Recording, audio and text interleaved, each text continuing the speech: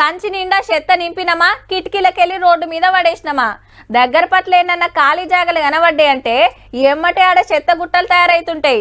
చల్ మేమెందుకు వేసినామయ్యా మాకేం తెలియదని ఉల్టా పంచాదులు పెట్టుకుంటారు. మళ్ళా నీ ఆటోకు మళ్ళా 100 రూపాయలు ఇవ్వాలన్నారా? అర్ధమరాత్రి రోడ్డు పక్కన గుమ్మరిచ్చొస్తే అయిపోయేదానికి ఇగో గిట్లుంటారు కొందరు. అయితే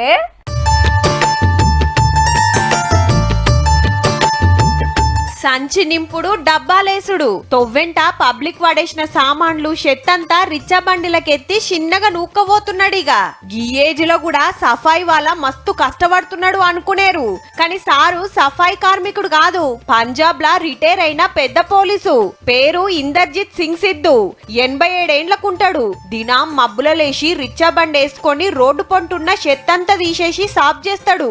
సారుండే పోలీస్ కాలనీ దగ్గర చెత్త చేదారం జమ అవుతుంటే ఎన్నిసార్లు కంప్లైంట్ ఇచ్చినా చక్కగా క్లీనింగ్ చేస్తలేరట.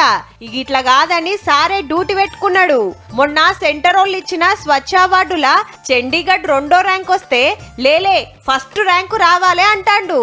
చండీగఢ్ నంబర్ 2 ఆయా అసలు నంబర్ 2 బన్ జాయే నంబర్ 1 బన్ జాయే. మీరుండే ఏరియా నీటిగా ఉండాలనే మీ తండ్లాటను తారీఫ్ చేయాల్సిందే సారు.